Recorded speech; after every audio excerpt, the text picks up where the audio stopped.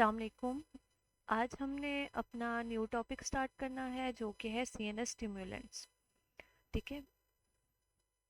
CNS stimulants के बारे में जैसे मैंने आपको प्रीवियस लेक्चर्स में बताया था कि ये वो ड्रग्स होती हैं जो आपकी जो सेंट्रल नर्वस सिस्टम है उसको स्टिम्युलेट करती हैं, एक्टिवेट करती हैं।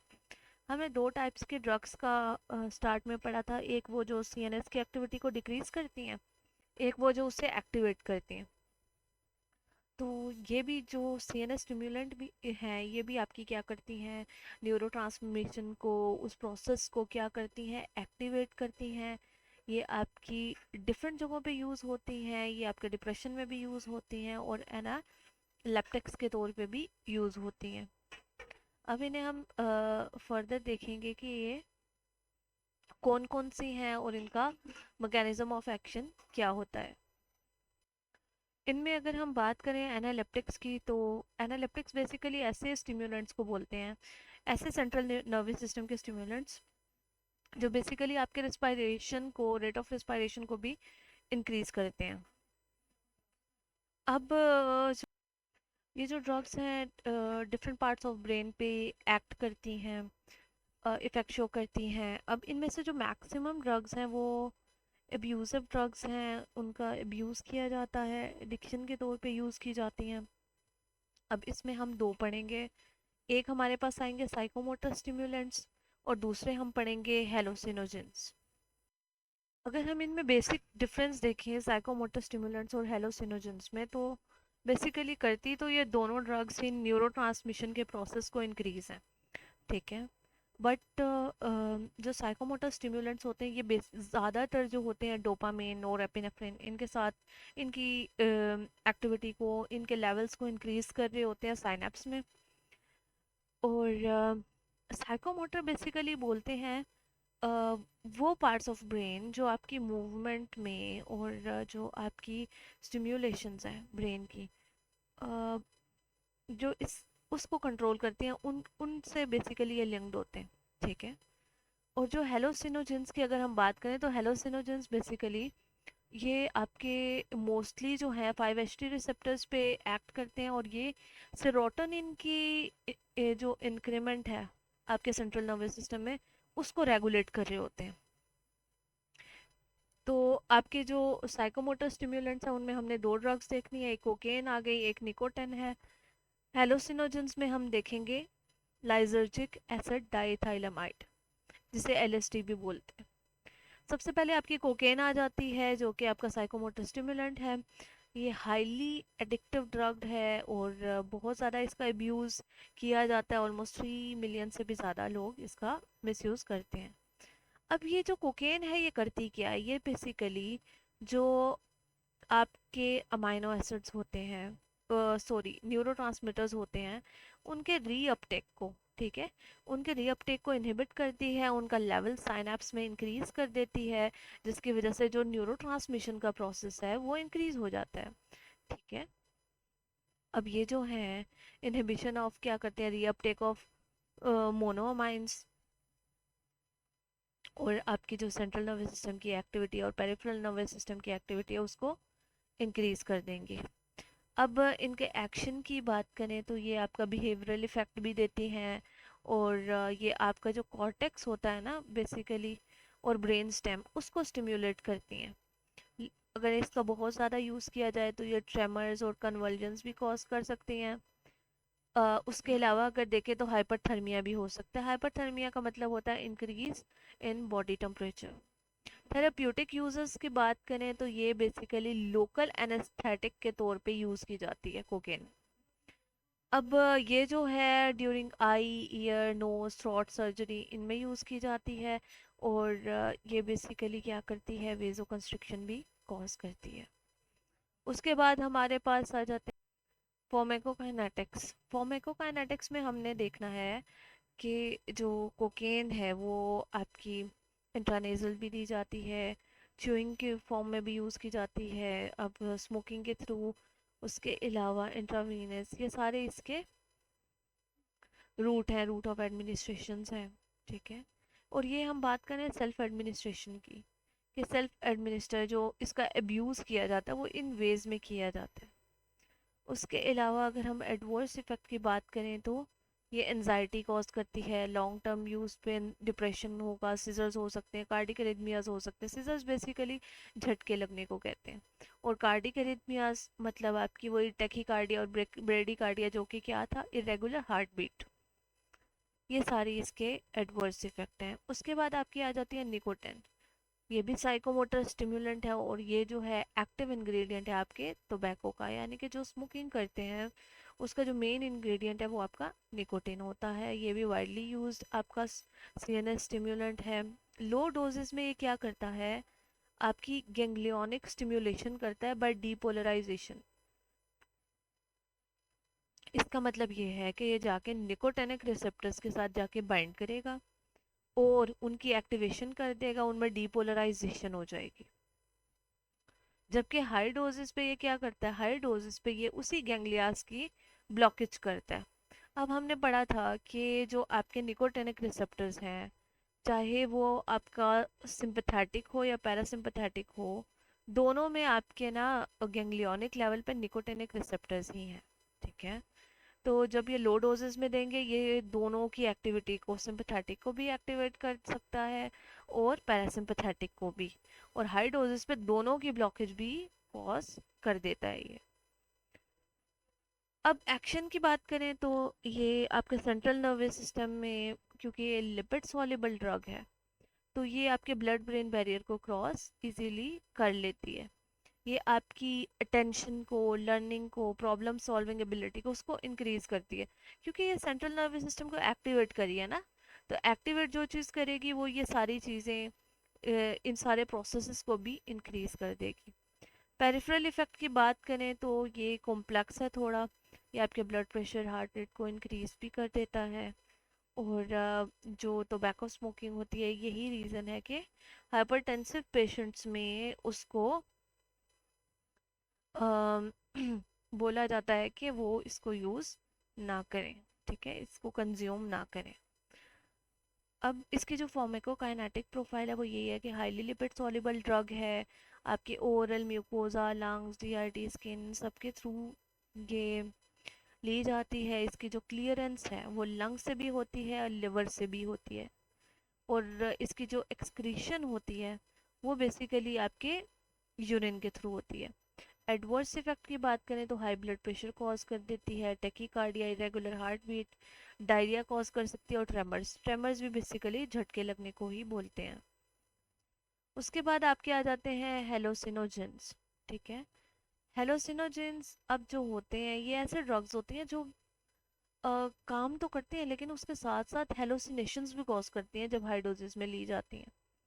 अब हेलोसिनेशंस क्या होता है, ये बेसिकली आप ऐसे समझ लें, इमेजिनेशन, परसेप्शन। ठीक है, किसी चीज़ का ख्याल। ठीक है, तो ये बेसिकली आपका जो थॉट प्रोसेस है उसको चेंज करने में रिस्पॉन्सिबल होती हैं। मैकेनिज्म ऑफ एक्शन इसका क्या है, ये मल्टीपल साइड जो सेंट्रल नर्वस सिस्टम की हैं उन पे जाके एक्ट करती हैं। ये बेसिकली जो है सेरोटोनिन से लिंक्ड है। ठीक है, तो ये बेसिकली 5HT रिसेप्टर्स जो होते हैं उन पे जाके सेरोटोनिन के लेवल्स को इंक्रीज कर देती हैं। ये उनका एगोनिस्ट है, और आपके प्री साइनेप्टिक ये आपके प्री साइनेप्टिक रिसेप्टर्स जो आपके मिड ब्रेन में पड़े हो प्रेजेंट होते हैं उनमें भी ये इफेक्ट शो करती हैं। ठीक है।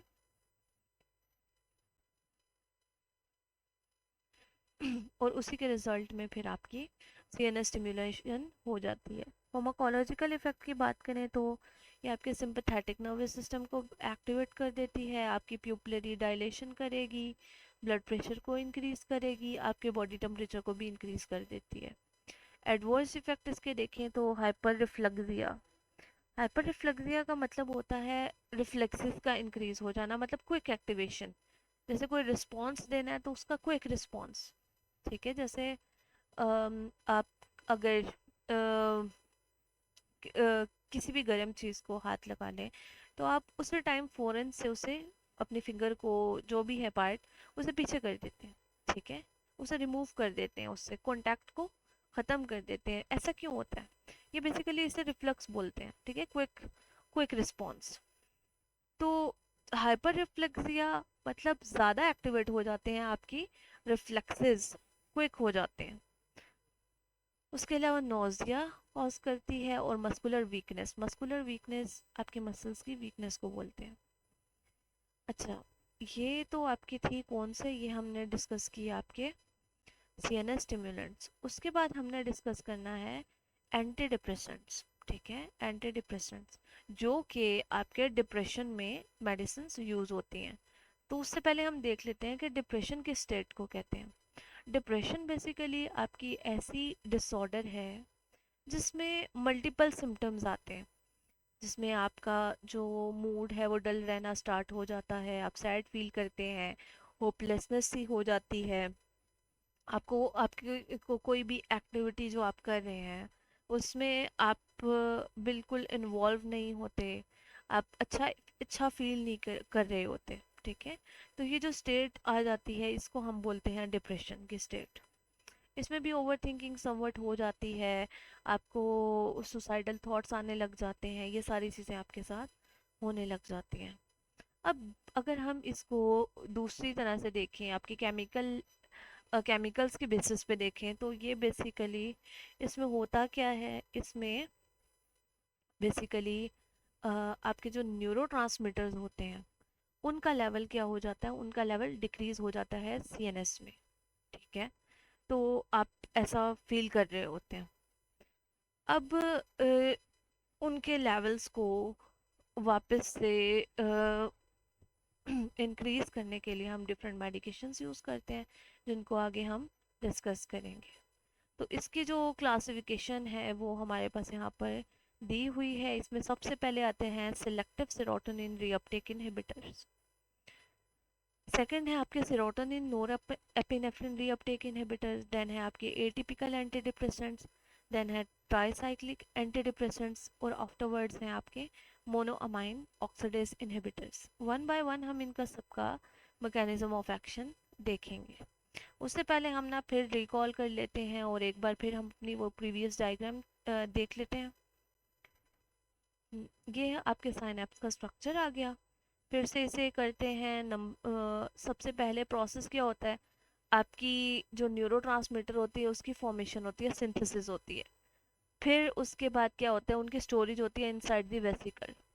वेसिकल की स्टोरेज के बाद उनका रिलीज होता है। रिलीज कहाँ होता है, साइनेप्स में। साइनेप्स में रिलीज के बाद वो अटैच होते हैं रिसेप्टर्स के साथ।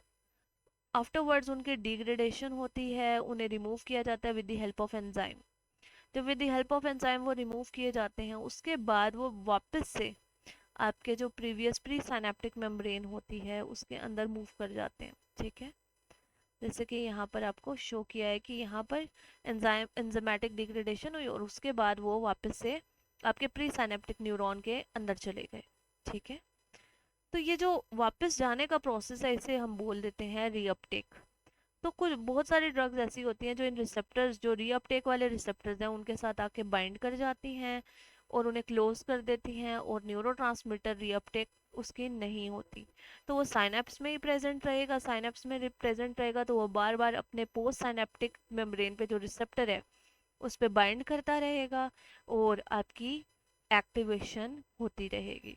ठीक है, तो अब हम इनका ऑलमोस्ट जितने भी हमारे ड्रग्स हैं इन सबका जो है कुछ का मैक्सिमम का रीअपटेक पे ही है, कुछ जो होते हैं आपकी पोस्ट साइनेप्टिक मेम्ब्रेन पे भी बाइंड करते हैं। तो अब इनको हम वन बाय वन देख लेते हैं।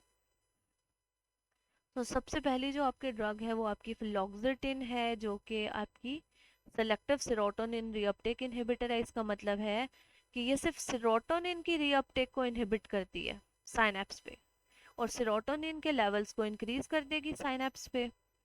तो selective serotonin reuptake inhibitors anti depressant की क्लास हैं जो कि सेरोटोनिन के रीअपटेक को इनहिबिट करती हैं, यानी कि उसे रीअपटेक नहीं होने देंगी। रीअपटेक नहीं होगी तो वो साइनेप्स में रहेगा, और जो आपकी न्यूरो ट्रांसमिशन का प्रोसेस है वो एक्टिवेट रहेगा। अब मैकेनिज्म ऑफ एक्शन इसका क्या है, ये आपका ब्लॉक कर देता है आपके रीअपटेक ऑफ सेरोटोनिन को। लीड क्या करता है, इंक्रीज कंसंट्रेशन कर देता है आपके न्यूरोट्रांसमीटर की इन साइनेप्टिक क्लेफ्ट। ठीक है, साइनेप्स में ज़्यादा कर देता है, जिसकी वजह से जो आपकी पोस्ट साइनेप्टिक न्यूरोनल एक्टिविटी है वो इंक्रीज हो जाती है, यानी कि आपका बार बार वो जो रिसेप्टर है वो एक्टिवेट होगा और आपकी एक्टिविटी इंक्रीज हो जाएगी।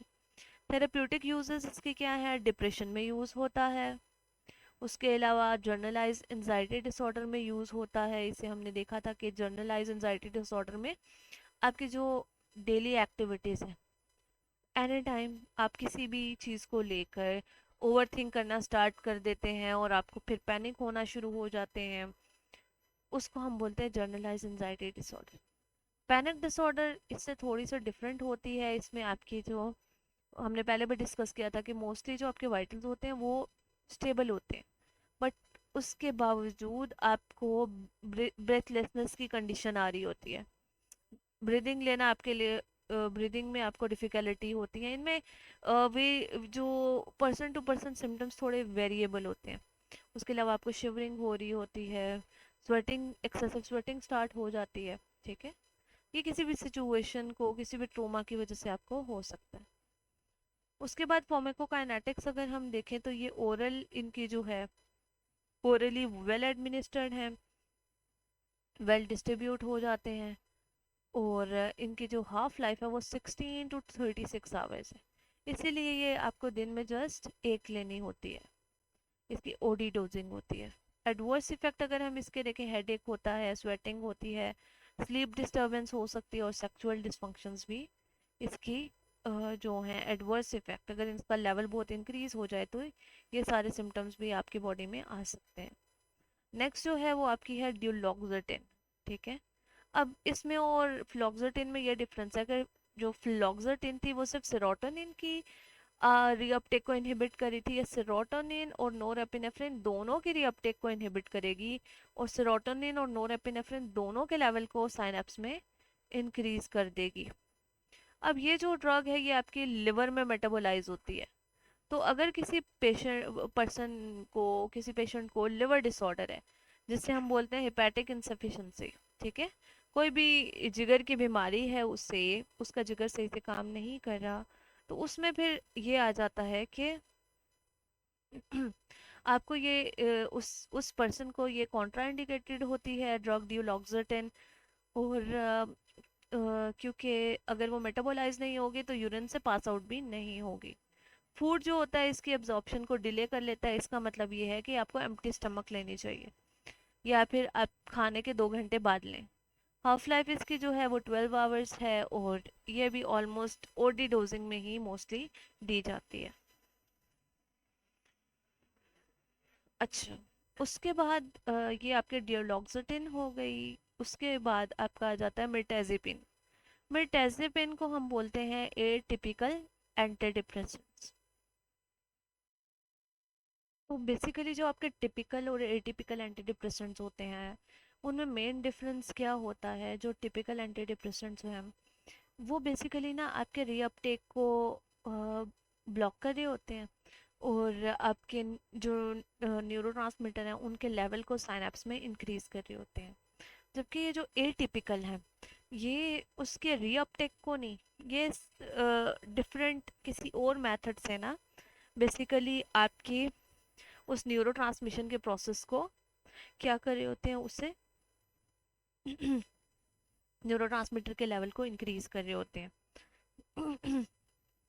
ये जो है बेसिकली ना आपके सेरोटोनिन और नोरेपिनेफ्रिन न्यूरोट्रांसमीटर के से लिंक्ड होते हैं। इनके मैकेनिज्म ऑफ एक्शन की बात करें तो ये अल्फा 2 रिसेप्टर्स को ब्लॉक करते हैं। मिर्टेजिपिन की अगर हम बात करें ना तो ये बेसिकली एक एंटागोनिस्ट है, ठीक है। ये क्या है आपकी, ये एक एंटागोनिस्ट ड्रग है। अब जो एंटागोनिस्ट ड्रग्स होती हैं ना वो बेसिकली रिसेप्टर्स को करती हैं ब्लॉक। अब ये जो अल्फा 2 रिसेप्टर्स हैं ये इनका काम क्या है, ये जो अल्फा 2 रिसेप्टर्स हैं ये हम इस पे आ जाते हैं, हम डायग्राम के थ्रू करते हैं। ये जिस तरह आपके रीअपटेक के रिसेप्टर्स होते हैं ना उसी तरह यहाँ पर ये जो आपका प्री साइनेप्टिक मेम्ब्रेन होती है यहाँ पर कुछ और रिसेप्टर्स भी प्रेजेंट होते हैं, ठीक है, इधर। अब यहाँ पर ना कुछ और रिसेप्टर्स हैं, उनमें से एक जो है आपके अल्फा 2 रिसेप्टर्स हैं।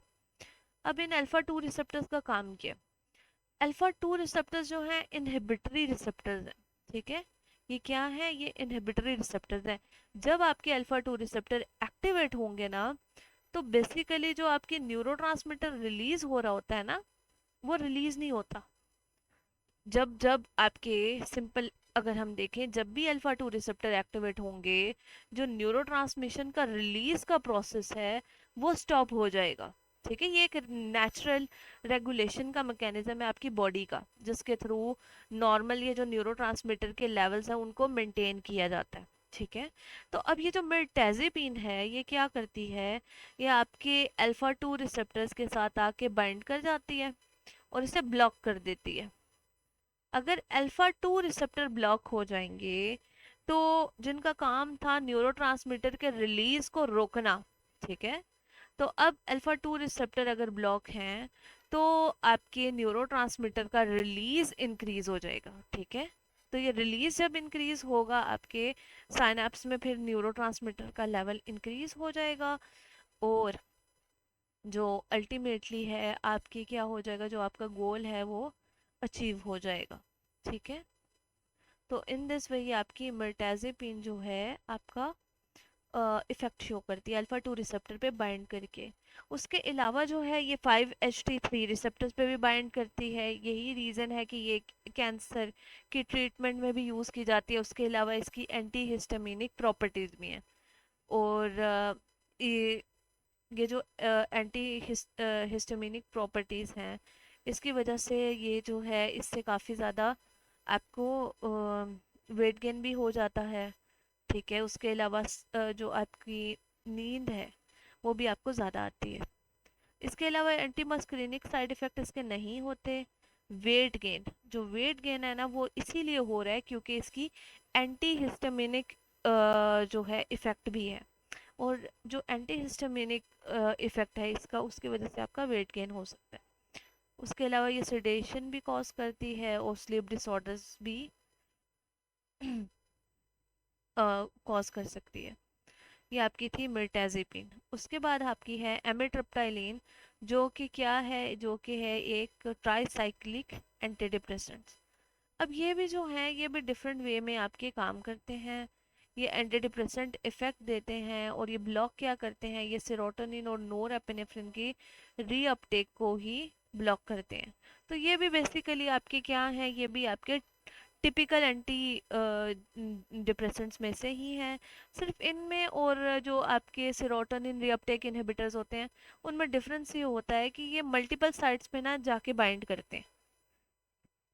मल्टीपल रिसेप्टर्स पे बाइंड करेंगे। मल्टीपल रिसेप्टर्स पे बाइंड करने से इनके साइड इफेक्ट ज़्यादा होते हैं। अब ये जो होते हैं ये सेरोटोनर्जिक और नोरएपिनेफ्रिन, इन सेरोटोनिन और नोरएपिनेफ्रिन के लेवल्स को भी इंक्रीज करते हैं। उसके अलावा ये histaminic receptors, muscarinic receptors, adrenergic receptors, serotonergic receptors, इन सब पे काम करते हैं। ठीक है, और उन सब पे आपका जो है रीअपटेक को इनहिबिट कर देते हैं। ये अब आपके मूड को एलिवेट करते हैं और आपकी जो अलर्टनेस होती है किसी काम को करने की, उसको भी इंक्रीज करते हैं, आपकी फिजिकल एक्टिविटीज़ को भी इंक्रीज करते हैं। ये आपकी जो मेजर डिप्रेशन होता है, मेजर डिप्रेसिव डिसऑर्डर्स होते हैं उनमें यूज़ की जाती है, एज वेल एज ये आपकी पैनिक डिसऑर्डर में भी यूज़ की जा सकती है। ओरल अगर हम इनकी बात करें तो इनकी वेल एब्जॉर्ब्ड होते हैं ओरली। ठीक है, क्योंकि लिपोफिलिक हैं। लिपोफिलिक हैं तो ब्लड ब्रेन बैरियर को भी क्रॉस कर लेते हैं और वाइडली डिस्ट्रीब्यूट भी होते हैं। लिवर से इनका लिवर से इनका मेटाबॉलिज्म होता है और यूरिन से इसकी एक्सक्रीशन हो जाती है। और हाफ लाइफ इसकी 4 to 17 आवर्स है। इसका मतलब ये भी आपकी यूजुअली ओडी डोजिंग में ही दी जाती है। अब इसके जो कुछ एडवर्स इफेक्ट हैं वो जो हैं, ये जो इसकी मस्करीनिक, आप कह लें कि मस्करीनिक रिसेप्टर्स पे एक्टिविटी है उसकी वजह से हैं। और वहाँ उसकी वजह से क्या कॉज कर रहा है, blood vision, dry mouth, urinary retention और कॉन्स्टिपेशन। ठीक है, ये बेसिकली एंटी मस्करीनिक इफेक्ट देते हैं। और एंटी मस्करीनिक आपको पता है जो भी जग एंटी मस्करीनिक प्रॉपर्टीज रखती हैं वो पैरासिम्पथेटिक एक्टिविटीज़ को डिक्रीज कर देती हैं। और ये जितने भी हैं ये जो पैरासिम्पथेटिक की एक्टिविटी डिक्रीज होने से ही साइड इफ़ेक्ट्स आते हैं। उसके बाद आपकी जो नेक्स्ट ड्रग है वो है फेनल्जीन। ठीक है, फेनल्जीन आपकी क्या है, मोनो अमाइन ऑक्सीडेज इनहिबिटर। अब बेसिकली ये वो ड्रग है जो आपके एंजाइम पे काम करेगी। जिस एंजाइम्स की हम बात कर रहे थे कि वो न्यूरोट्रांसमीटर को जो पोस्ट साइनेप्टिक मेम्ब्रेन पे जब वो बाइंड होता है तो उसे आके उसकी स्ट्रक्चरल स्ट्रक्चरल कंफर्मेशन को चेंज करता है सो दैट वो रिसेप्टर से रिमूव हो जाए। तो बेसिकली आपके ये जो फेनल्जीन है ये उस एंजाइम को ही ब्लॉक कर देती है। इसका मतलब है कि मैक्सिमम टाइम तक आपका जो न्यूरोट्रांसमीटर है वो बाइंड ही रहेगा आपकी पोस्ट साइनेप्टिक मेम्ब्रेन पे और वो एक्टिविटीज इनहेंस हो जाएंगी। तो मोनोमाइन ऑक्सीडेज इनहिबिटर्स, ये आपका मोनोमाइन ऑक्सीडेज जो है आपकी माइटोकॉन्ड्रियल एंजाइम है, माइटोकॉन्ड्रिया में प्रेजेंट होते हैं, आपके नर्व्स में टिश्यूज में इनमें प्रेजेंट होते हैं। अब ये जो है वो full through out the body आपकी बॉडी प्रेजेंट होते हैं, ठीक है, सिर्फ सेंट्रल नर्वस सिस्टम में नहीं बल्कि आपके बाकी जो है बॉडी उसमें भी ये प्रेजेंट होते हैं।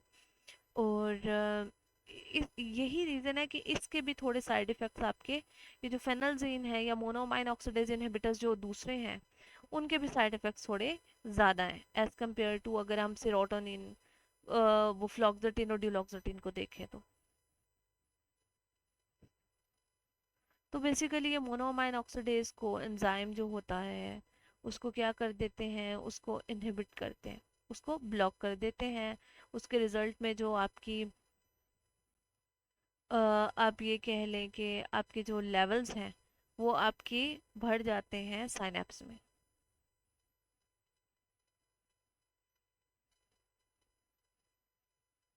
उसके अलावा जो दूसरा अगर हम बात करें तो ये मोनोमाइन ऑक्सीडेज को इनहिबिट करने से एक और ये होता है कि आपकी जो स्टोरेज होती है नोरेपिनेफ्रिन की, सेरोटोनिन की, डोपामिन की, वो जो न्यूरॉन है उसके अंदर बढ़ जाती है।